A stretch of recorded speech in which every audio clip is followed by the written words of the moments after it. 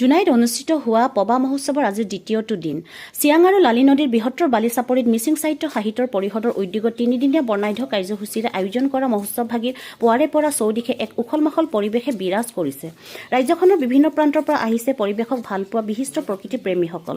বিশেষকৈ আজি পুৱা ভাগত মহোৎসৱৰ লগতে সংগতি ৰাখি team Junai, chef Paba rain forest nature's wagon, বিহংগ বন্ধু আৰু মিচিং সাহিত্য সাহিত্য পৰিষদৰ নেতৃত্বত তথা ছাত্ৰ-ছাত্ৰীসকলৰ উদ্যোগত আৰম্ভ কৰে পবা সংৰক্ষণমূলক এক জংগল ট্ৰেকিং অনুষ্ঠান। আনহাতে মহোৎসৱৰ ভাগিত পবা বনাঞ্চলৰ দাঁতি কাষৰীয়া জনজাতীয় গাঁওসমূহৰ এখন জীৱন্ত ছবি দেখুওৱাৰ লগতে খাদ্যমেলা জনগোষ্ঠীয় মূলৰ সকলো ধৰণৰ খাদ্যৰে উপচি পৰিছে। লগতে পবাত থকা বিভিন্ন চৰাই জীৱ-জন্তুৰ সুন্দৰ ছবি ৰাইজৰ সুবিধাৰ্থে মহোৎসৱত প্ৰদৰ্শন কৰাৰ এক প্ৰচেষ্টা হাতত লৈছে উদ্যোক্তা সমিতিয়ে।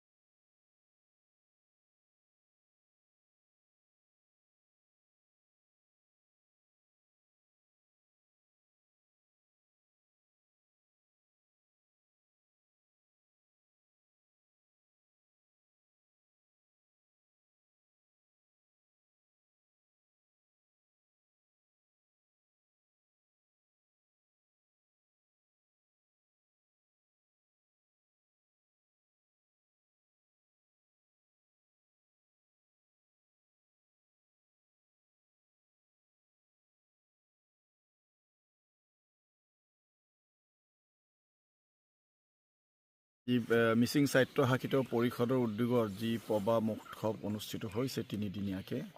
আটাইতকৈ এই কাৰ্যসূচীৰ ভিতৰত মই ভাবোঁ যে এইটোৱে আটাইতকৈ উত্তম কাৰ্যসূচী পবা বনাঞ্চলত ট্ৰেকিং। আৰু এই ট্ৰেকিং আজি আমি কৰিছোঁ। ইয়াতে কেইবাটাও টীম আছে। নেচাৰ্ছ বেকনৰ পৰা প্ৰতিনিধি আহিছে, টিম গ্ৰীণ জুনাইৰ পৰা আহিছে, চেফ পবা টীম আহিছে আৰু নতুন প্ৰজন্মৰ কলেজৰ ষ্টুডেণ্ট কেইজনমান আহিছে। চ' ইয়াতে এটা ক'বলৈ গ'লে 3টা জেনেৰেশ্যনে আমি একেলগে ইয়াতে ট্ৰেকিং কৰোঁ। এনেকুৱা অনুভৱ, যিখিনি বহি নদীৰ পানী চাই যি অনুভৱ, তাতকৈ ইয়াতে 10 গুণ বেছি অনুভৱ কৰিব পাৰিছোঁ। আৰু সেইটো সকলো মানুহে হয়তো এইটো চাব নাজানিলে, অনুভৱ কৰিব নাজানিলে সেইটো বুজি নাপায়। ইয়াত যি কেনপি আছে একদম বটম টু টপ লেয়াৰলৈকে, ইয়াতে তৰু তৃণ লতা ক্ৰিপাৰ্ছ আছে, বিভিন্ন শাক পাচলি হাৰ্বছ আছে। চ' সেইকাৰণে খুব গুৰুত্বপূৰ্ণ এইটো। আৰু ইয়াৰ যোগেদি আমি সকলোকে আহ্বান জনাব বিচাৰিছোঁ, আহক আমি পবাক বচাওঁ, সংৰক্ষিত কৰোঁ। ইয়াতে চৰকাৰৰ যিখিনি দায়িত্ব আছে, চৰকাৰৰ দায়িত্বলৈ আশা পালি থাকিলে নহ'ব। আমাৰ চৰকাৰৰ যিখিনি দায়িত্ব, সেইটোতকৈ আমাৰ 100 গুণ দায়িত্ব আমাৰ জনগণে ল'ব লাগিব, উঠি অহা প্ৰজন্মই ল'ব লাগিব। আমি চ' কল চিভিলাইজ সভ্য বুলি যাকে কওঁ, আমি শিক্ষিত বুলি কওঁ, কোৱালিফাইড বুলি কওঁ, সেই মানুহখিনিৰ দায়িত্ব বেছি। গাঁৱৰ মানুহে যিখিনি প্ৰয়োজন এইখিনিহে কনজিউম কৰে, শাক পাচলি লাগে এইখিনিয়ে। কিন্তু চ' কল শিক্ষিত মানুহখিনি এইটো ধ্বংস বেছিকৈ কৰে। সিহঁতক পইচা লাগে। গাঁৱৰ মানুহক পেট ভৰিবলৈ শুকান খৰি বা চব্জি, ইয়াৰ পৰা হাৰ্বছ এইবোৰ কালেক্ট কৰি দৈনন্দিন জীৱন নিৰ্বাহ কৰে। সেইটো ইমান হেৰি নহয়। কিন্তু নাৱত তুলি লৈ কুন্দা চুন্দা লৈ যায়, সেইটো কোনে কৰে? সেইটোতো গাঁৱৰ সাধাৰণ মানুহে নকৰে। সিহঁতক কোনে উৎসাহ দিয়ে? আমাৰ চ' কল সভ্য কোৱালিফাইড ধনিক শ্ৰেণীৰ মানুহখিনিয়ে কৰে। যে নদীৰ পৰা ৰাতিপুৱা দেখিছোঁ মানুহে কয় চেভ পবা মানে এনেকৈ এটা মানুহৰ বদ্ধমূল ধাৰণা এটা আছে যে আমি চৰকাৰক দোষ দিওঁ বা অন্যান্য অনুষ্ঠানক দোষ দিওঁ যে খহনীয়াত পবা ধ্বংস হৈছে। মই ইয়াতে ভিতৰত আহি দেখিছোঁ নহয়, নদীয়ে ধ্বংস কৰিছে, যিখিনি খহনীয়া কৰি লৈ গৈছে এইটো প্ৰকৃতি, সেইবোৰ চলি থাকিব। পৃথিৱী থকা মানে সেইবোৰ প্ৰকৃতি উত্থান পতন ওলট পালত চলি থাকিব। কিন্তু পবাৰ ভিতৰৰ গছ গছনিবোৰ কোনে খহাই লৈ গ'ল? খুব বেয়া লাগে। যাই নহওক, সেইকাৰণে খহনীয়াই যিমানখিনি ক্ষতিগ্ৰস্ত কৰিলে বা কৰিছে, এতিয়াতো দেখিছোঁ সেইটো বন্ধ হৈ গৈছে পাৰ্কোপা ইণ্ডি। সেইটো ধন্যবাদ জনাব লাগিব সকলো, কেৱল চৰকাৰকে নহয় লোকেল মানুহখিনি। কিন্তু ইয়াত ভিতৰত যিখিনি ধ্বংস হৈছে, ইয়াতে ধ্বংস যিটো হৈছে সেইখিনিৰ কাৰণেহে আমি কাম কৰিব লাগিব সকলো। আৰু এইটো আমি সকলোৱে মানুহ।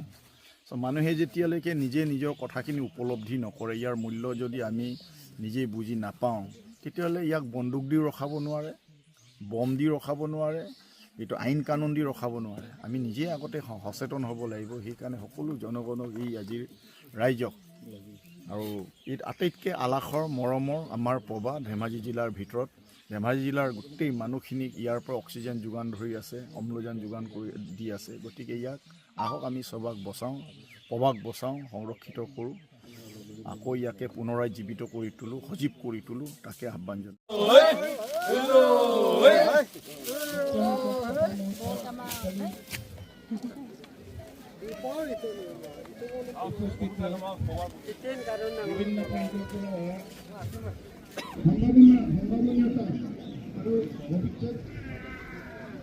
সুবিধাৰ ওপৰত তেখেতে আলোচনা আগবঢ়াব লগতে আমাৰ পবা অৰণ্যখনৰ ভৱিষ্যতক লৈ যিখিনি সম্ভাৱনা তেখেতে বিশ্লেষণ কৰিব আমি আপোনালোকক সেইখিনি আলোচনা সহযোগ কৰিবৰ কাৰণে অনুৰোধ জনাইছোঁ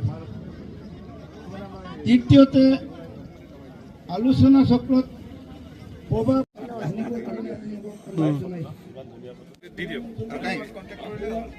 সাগৰ বড়ুয়া তেওঁলোকৰে এছ'চিয়েশ্যনত গোটেই গৈছে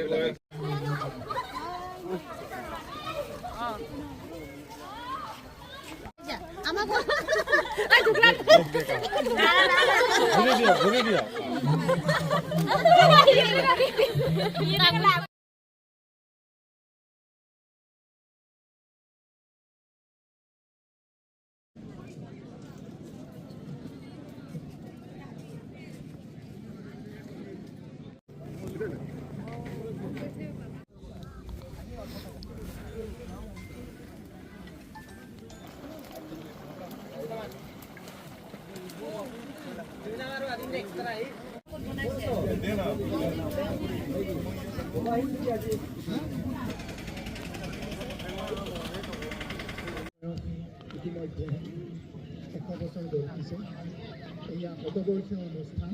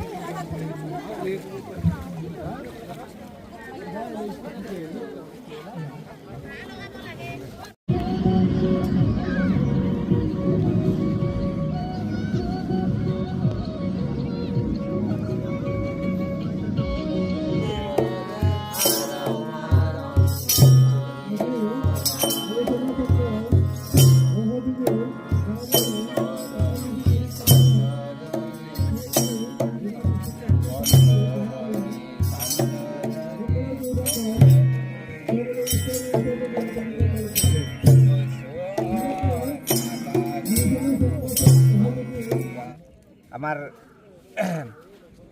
ঘৰখনৰ হাঁহ পৰিয়ালে ঘৰখন এটা বান্ধন হাঁহ পৰিয়ালবৰ্গই গাঁও জাতি সকলোকে লৈ আমি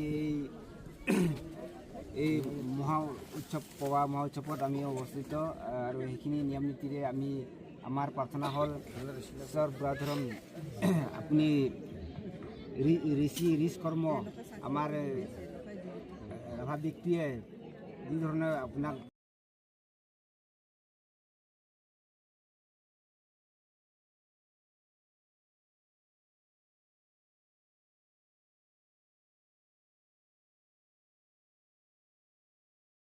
Poloke ayang dina Doi poloke ayang dina Kinculai ngolu mane takam Ayang dina Kinculai ngolu mane takam Ulai ngolu doi polo ayang apa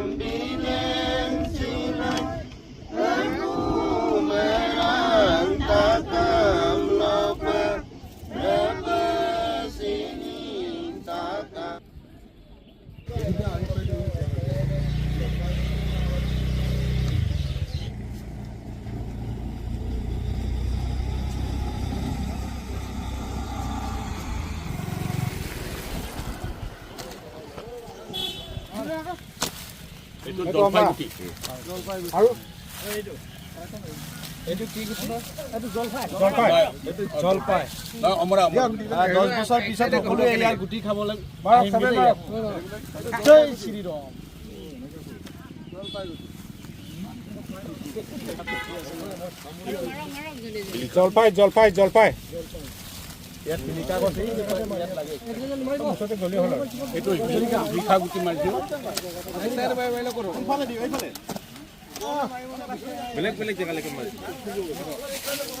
দ্বিতীয় পবা মহোৎসৱ উপলক্ষে মিচিং অট'নমাছ কাউন্সিলে যি পবা মহোৎসৱ আয়োজন কৰিছে তাত এটা কাৰ্যসূচী ৰাখিছে জংগল ট্ৰেকিং। ইয়াৰ উদ্দেশ্য হৈছে কি নতুন প্ৰজন্মৰ যিসকল আমাৰ যুৱচাম আছে তেওঁলোকক এই অৰণ্যখনৰ এটা অভিজ্ঞতা প্ৰদান কৰা। এই অভিজ্ঞতা প্ৰদান কৰাৰ উদ্দেশ্যে আয়োজকসকলে জংগল ট্ৰেকিংটো ৰাখিছে, আমাকো সেই উদ্দেশ্যে ইয়ালৈ আমন্ত্ৰণ জনাইছে আৰু আমি আজি এই জংগল ট্ৰেকিংটো কৰাইছোঁ। আমি আচলতে পবা বনাঞ্চলখন আজি যোৱা বছৰৰ পৰা 30 আগষ্ট আছিলে নেকি বোধ কৰোঁ। 30 আগষ্টত বিধানসভাত যিহেতু বনমন্ত্ৰীয়ে এখন অভয়াৰণ্য হোৱাৰ দিশত তেওঁ এটা ঘোষণা কৰিছে। এতিয়াও বাকী আছে, যিটো গেজেট নটিফিকেশ্যন হ'বলৈ আছে সেইটো বাকী আছে, সেইটো আমি বিচাৰিছোঁ বাৰু, হ'ব লাগে সোনকালে। এতিয়া কথাটো হ'ল ধেমাজি জিলাৰ একমাত্ৰ এখন জীৱিত অৰণ্য হৈছে এইখন পবা। বাকী 8খন বনাঞ্চল ইতিমধ্যে ধেমাজি জিলাৰ পৰা বিলুপ্ত হৈ গৈছে। গতিকে পবা বনাঞ্চলখনে ধেমাজিৰ এটা একদম প্ৰাকৃতিক সম্পদ হিচাপে এতিয়াও চহকী হৈ আছে পবা বনাঞ্চলখন। গতিকে এইখন অৰণ্য যদিহে অভয়াৰণ্য হিচাপে পূৰ্ণ পৰ্যায়ৰ স্বীকৃতি লাভ কৰে বা চৰকাৰী প্ৰশাসন যন্ত্ৰই এইখনক তেনেদৰে সংৰক্ষণৰ ব্যৱস্থা কৰে, তেতিয়া আমাৰ জিলাখনৰ এটা সম্পত্তি, এটা প্ৰাকৃতিক পৰ্যটন উদ্যোগলৈ জিলাখনৰ পোনপ্ৰথম এটা পৰ্যটন উদ্যোগ হিচাপেও পবাই স্বীকৃতি লাভ কৰিব। গতিকে পবাৰ গুৰুত্ব যথেষ্টখিনি আছে। গতিকে পবা বনাঞ্চলখন সংৰক্ষণ কৰাৰ দিশত নৱপ্ৰজন্ম যাতে আগ্ৰহী হয়, জংঘলখনক যাতে তেওঁলোকে অনুভৱ কৰিব পাৰে, সেই উদ্দেশ্যে জোনাইৰ বিভিন্নজন ছাত্ৰ ছাত্ৰীক লৈ আজি আমি ছেভ পবা NGO আছে, টিম জোনাই NGO আছে। গতিকে এইসকলে আপ্ৰাণ চেষ্টা কৰি আহিছে, আজি বহু বছৰ ধৰি প্ৰচেষ্টা অব্যাহত ৰাখিছে। আমি নেচাছ বেকনেও এই প্ৰচেষ্টা অব্যাহত ৰাখিছোঁ। গতিকে আজিও সেই একেটা উদ্দেশ্যে বহু ছাত্ৰ ছাত্ৰীক ইয়াত ট্ৰেকিং কৰাই জংঘলখনৰ অভিজ্ঞতা প্ৰদান কৰা হৈছে। আজিও নতুনকৈ কেইগৰাকীমান ছাত্ৰ ছাত্ৰী আহিছে। গতিকে তেওঁলোকক আমি যাতে জংঘলখনৰ এটা অনুভৱ প্ৰদান কৰিব পাৰোঁ, জংঘলখনক তেওঁলোকে বুজি উঠিব পাৰে আৰু জোনাইৰ বাকী তেওঁলোকৰ সহপাঠীসকলক যাতে তেওঁলোকে জংঘলখনৰ বিষয়ে সঠিকভাৱে অৱগত কৰিব পাৰে, এই উদ্দেশ্যেই আজি ট্ৰেকিংটোত আমি অংশগ্ৰহণ কৰি আছোঁ।